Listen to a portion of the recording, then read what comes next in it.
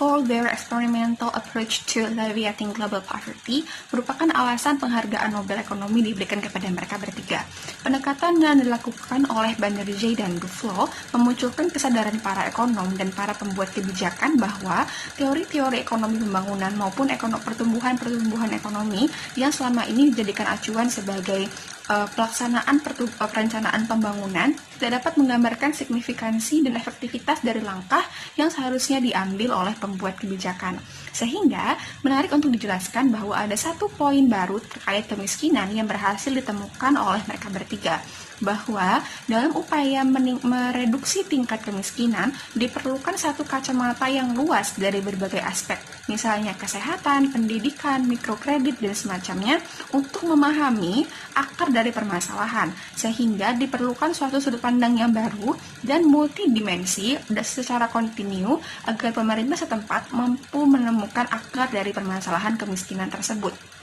Pemerintah harus mengetahui bahwasanya adanya variasi bahkan antar negara miskin, keberagaman kondisi memerlukan perlakuan dan tindakan yang berbeda, sehingga akar dari pemiskinan tersebut dapat dijadikan acuan untuk membangun sebuah model, kebijakan, atau intervensi yang tepat guna dan tepat sasaran.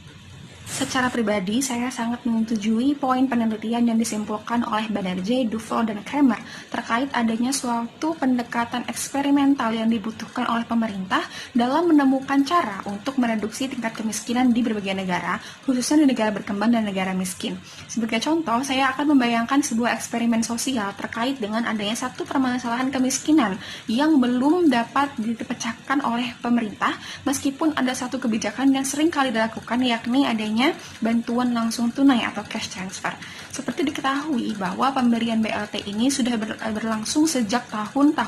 beberapa tahun yang lalu, bahkan hampir satu dekade yang lalu, namun belum ada satu langkah ataupun satu bukti bahwa hal tersebut mampu mereduksi kemiskinan secara signifikan.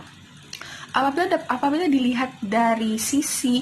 pemerintah sebagai pembuat kebijakan, pemerintah seringkali menempatkan keluarga miskin sebagai pihak yang pasif, sebagai pihak yang tidak mampu mendapatkan kebutuhan, sebagai pihak yang membutuhkan pekerjaan, sebagai pihak yang membutuhkan uang. Maka dari itu, pendekatan yang dilakukan oleh pemerintah selalu berkisar antara pemberian langsung tunai ataupun pemberian atau peningkatan kapabilitas melalui pelatihan pekerjaan dan sebagainya. Pemerintah belum pernah melakukan eksperimen apakah ada hal-hal lain yang mengakibatkan kemiskinan terus terjadi. Apakah semata-mata pendapatan dan pekerjaan menjadi indikator yang mengakibatkan sebuah masyarakat atau sebuah keluarga ini miskin? Apabila kita membayangkan sebuah eksperimen, ketika pemerintah memberikan perlakuan kepada kedua